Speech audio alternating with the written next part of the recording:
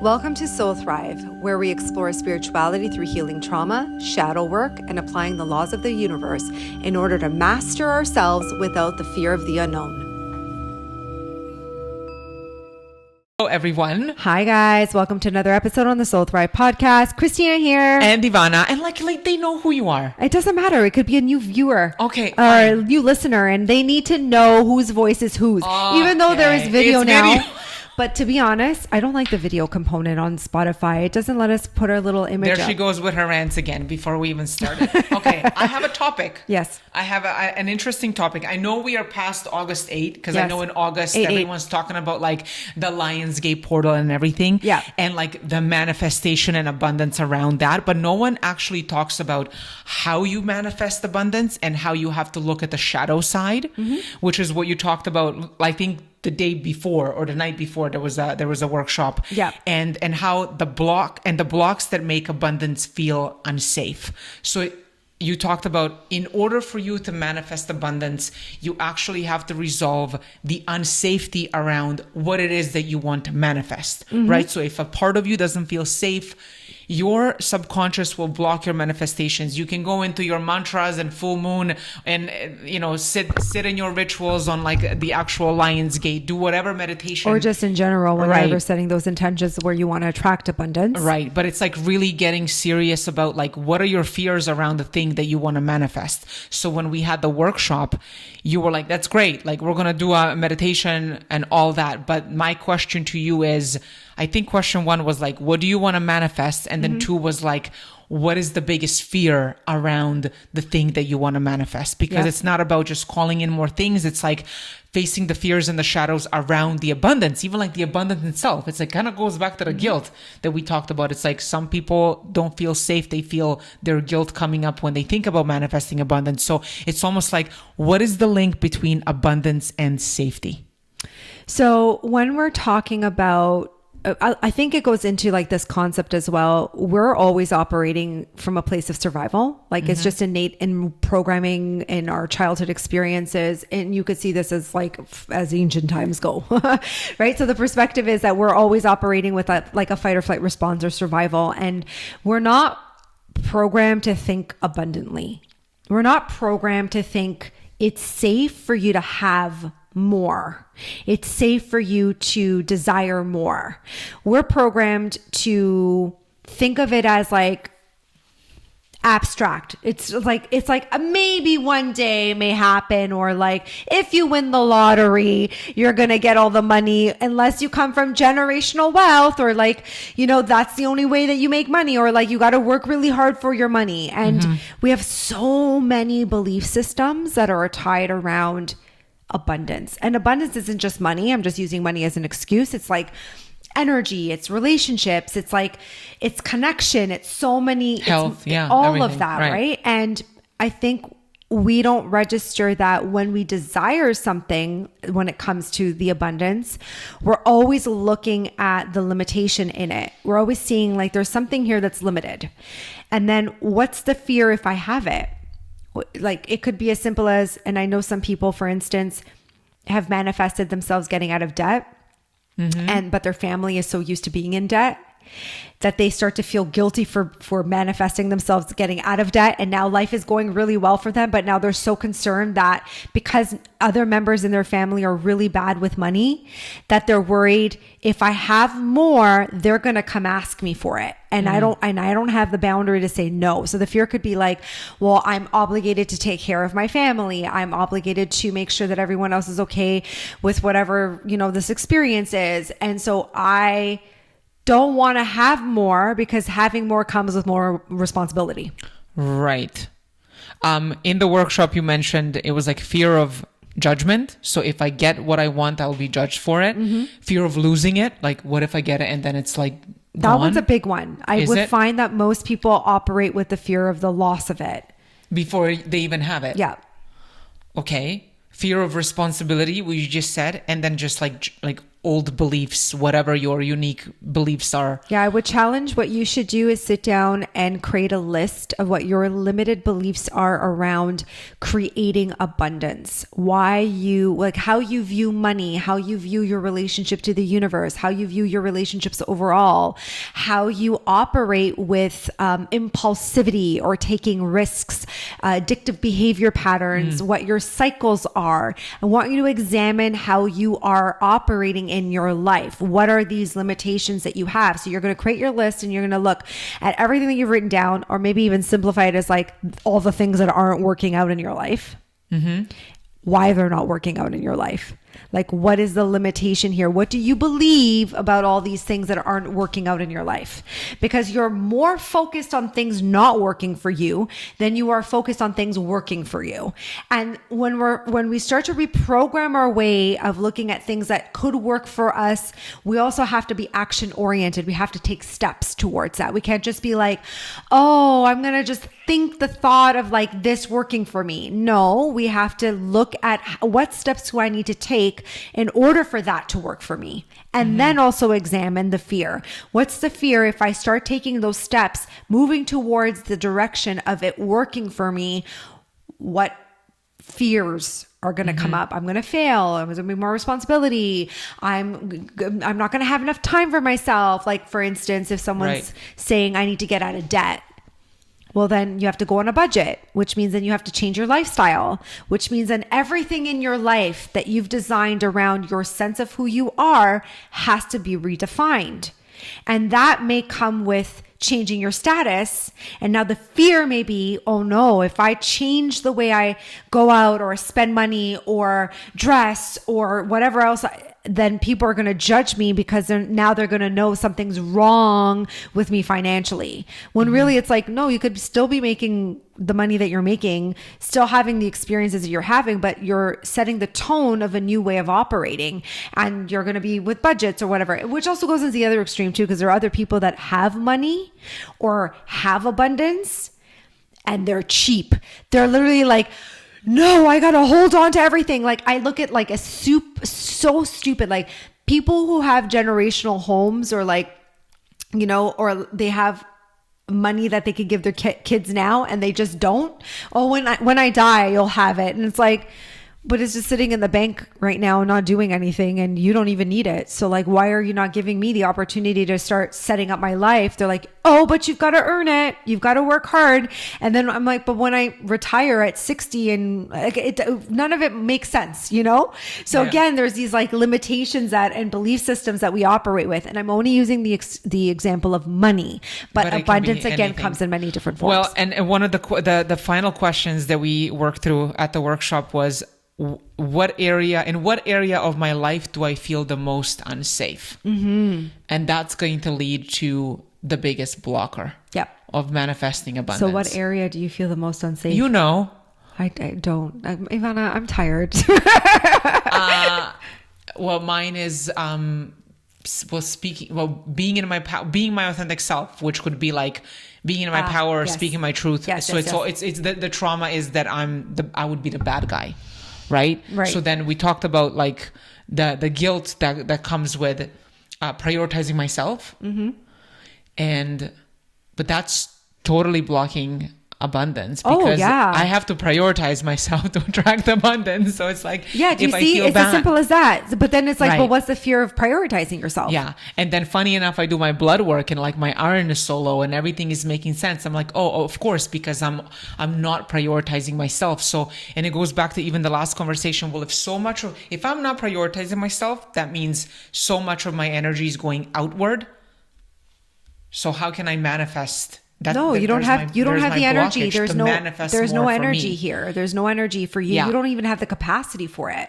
You literally your whole physical because you're manifesting for others. You are. You're working for others. You're going into the direction. You're doing all these things, but you've got this one unsafety here. And the reason why you feel so unsafe is because you're worried that you can't be yourself. You're going to make a mistake. You're going to be a bad guy. I think I'm trying to think what my block would be, what my unsafety would be. Where do you feel most unsafe?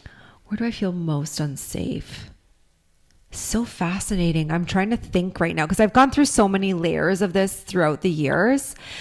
I think there was one point where I felt unsafe. Like if I don't have a couple of good people in my life to kind of remind me that I'm a good person and remind me that everything's okay, then I won't be able to like go ahead and move forward. And now I don't feel like I have any of that. Like I have great people in my life and I have great relationships in my life, and I feel very solid in that more so. But I feel more confident in myself to just go in the direction of doing what I need to do. I think for me, it was like, oh, the unsafety is in the credibility. That's interesting. Are your guides talking to you? Yeah, they are. Sorry, they had a moment. They're like, it's this. And I was like, oh, okay. I think for me, yeah, that makes sense. I think there's an unsafety or a fear that if I keep going in the direction of being the expert in my field, and owning that completely. I'm only laughing because I'm like, there's no school of psychics. There isn't, and there's no school of like shadow emotions and but I get it because there's been such a reiteration my entire childhood that, you know, being dyslexic, being a neurodivergent, having all these limitations put on me about you're not going to go to university or you don't have this or whatever. And I had the grades. It wasn't like I was dumb. It has nothing to do with intelligence. It just, you know, I register what my limitations were. And then this type of work, obviously there's so much judgment that comes with this type of work and rejection that comes with this type of work, even though I feel in the last few years specifically it's been more embracing. A lot of people have been embracing this more. Interestingly enough, it goes into my unsafety right now is my credibility. Like if I step into knowing what I know, because I know what I know, and I've been doing this for like 15 years now, like, and I've had good experiences and bad experiences, and all of them have been like amazing learning experiences working with people's traumas. Yeah, I think like that one's a really big one for me. And I think that's the reason why I haven't fully stepped into like that abundance in a lot of ways, even though I wrote the book. Like I did that, and then I still downplay it too. Like, oh, it's an okay book. No, it's a great book. Yeah. Like, what are we talking about here? And people have been messaging me left, right, and center being like, it's so amazing. I'm working through it.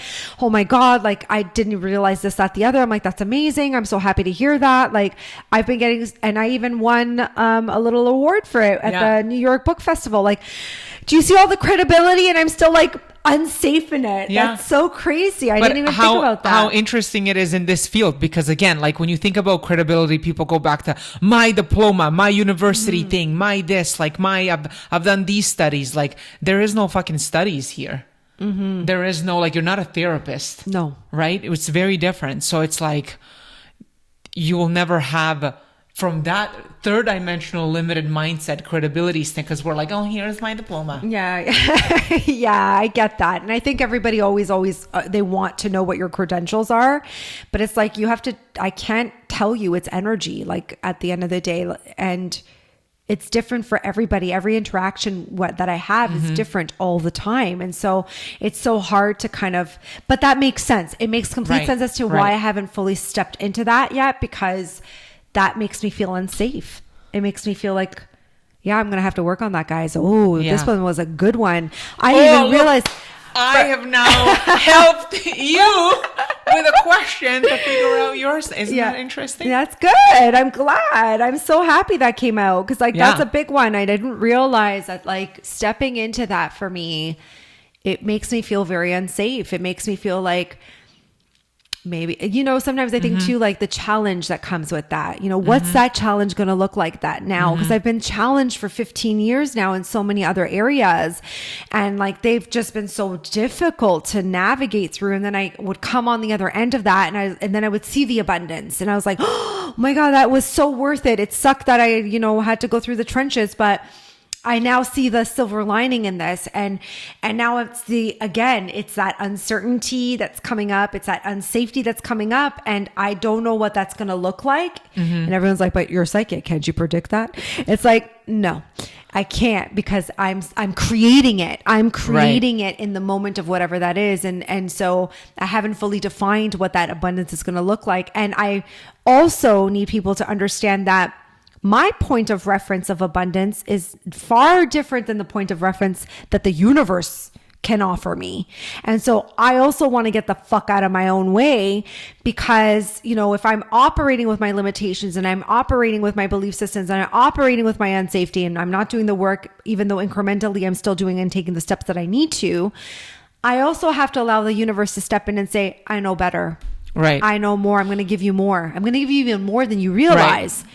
And then be like, I wasn't even expecting that, you know? So, which is the fun part too, once you get into like a better vibrational stance with working with the universe, because like it doesn't, even though I feel unsafety, I don't feel unsafe with the universe, if that makes sense. Like I kind of feel like I have enough evidence and proof to know. Ollie is scratching himself. Sorry guys, my dog. That it's going to be okay. It's going to work out one way or another. And so now what? Like so now that you have that realization for yourself, once people figure out, okay, this is where I feel unsafe, or this is the unsafety for me.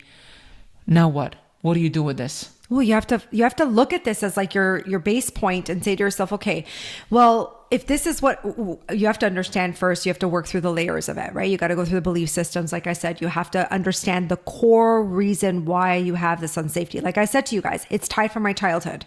Like it's an ongoing pattern and theme within my childhood around not being intelligent enough, not being capable enough, saying the wrong word, using it in the wrong way, dyslexic in that way, whatever the heck fuck limitation it was.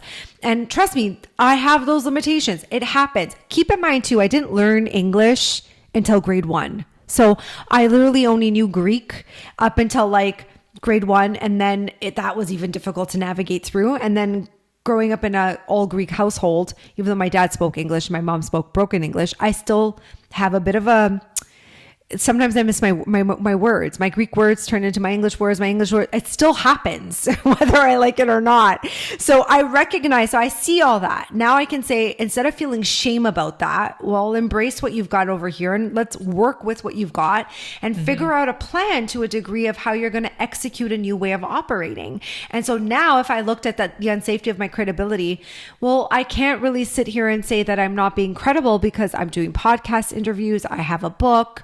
I see the language that's being people coming to me and giving me their review on certain things. So I'm building the credibility that I've desired for quite some time. And that is just embodying that new perspective to a degree. I know you want step-by-step process, but really is about you creating your own steps with that. And then proving to yourself that there's more with that than what you think it is, because that's abundant mindset. That's what an abundant mindset is I can see, I can understand, I have a bigger view of it. I have a different way of navigating that. It's solution oriented, and I'm not just complaining, sitting in my limitation, but I also register too when I need rest and when I need to pause and when I need to take good care of myself and my health. Like those two things are also really, really important. Yeah.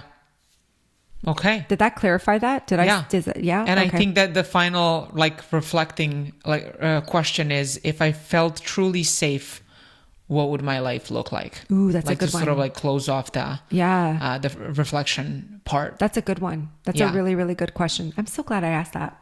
Yeah. No, it's interesting because then you can really see you're looking at the other side of the limitations, because I think where I personally get stuck is and this is my brain, I always go, well, what's the bad thing that can happen? I never ask what's the good thing. I'm okay with someone viewing that too. Create a whole list of all the things that could happen that are bad. I'm going to do that too. I'm going to sit down and be people challenging me, more rejection comes with that. Other people's opinions, more villainizing me, whatever that may look like. Right. And I'm like, great. That's the norm. I've experienced that before. And I'm still here. Yeah. I'm still standing. Okay, great. So what would it feel like if I felt full safety? Maybe that changes then, right? So if someone comes and challenges me, I have the ability to vocalize whatever I need and it turns into a great conversation. And then there's a great opportunity out of that. Whatever that else is going to happen. Yeah. Yeah. All right, guys. For sure. Thank you. Thanks, guys. Have a good one. Bye.